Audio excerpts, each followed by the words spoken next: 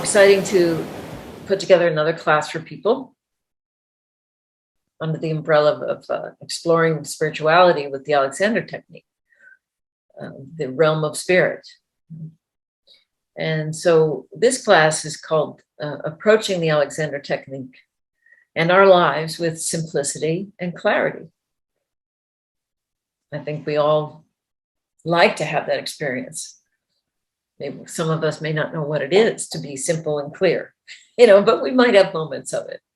Let me ask you, Jay, in your words, what is a reality creation process? So I think simply put, it's what we're doing always, all the time already.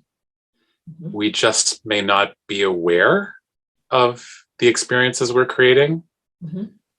And I think one of the main focuses of this class is to bring more awareness to the experiences that we're creating in everyday life. And we're using the Alexander technique as a platform to actually lay out the steps of what does it mean to create clearer and clearer, more satisfying realities.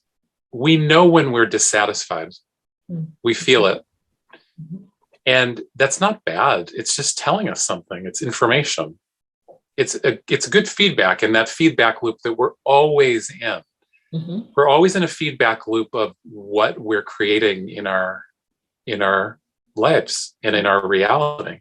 Mm-hmm. So we're going to look at that. Like, how are we creating our realities? Mm-hmm. And can we bring more conscious awareness to the realities we're creating?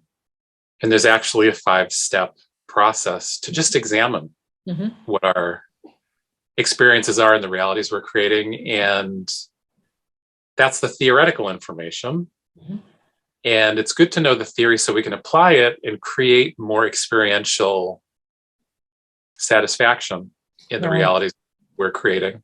Awesome. Yeah. Well, what's interesting to me, myself included, there's times that we don't realize we are creating our day. We are creating our reality. We think things are happening to us or happening irregardless of us, Yeah. So wrapping our arms around that is something in itself to begin to investigate, to learn from, because the experiences we have, whether they're good or we call them bad, or I like satisfying or unsatisfying, can we do something about that? And that reminds me of F.M. Alexander's beginning of trying to solve the issue of losing his voice whenever he was reciting his Shakespeare. And he asked this key question that was pivotal that all of us could ask. And that is, what am I doing to contribute to my problem? Wow. And if I could make some changes there, I start to feel empowered and I could really shift and change that. No matter what he created after that, that was a very pivotal moment to ask that question. What's nice about what we're going to do is we can use it in present time. We can also use it to examine things we've done in the past and say, oh, I'm looking back on, let's call it a reality creation process that wasn't completely satisfying. I can examine it. I can say, okay, were my intentions clear? Mm-hmm. Were expectations getting in the way? Were my actions appropriate? Mm-hmm. And what was the consequence of all of those things, my intentions, my expectations, and my actions? Mm-hmm.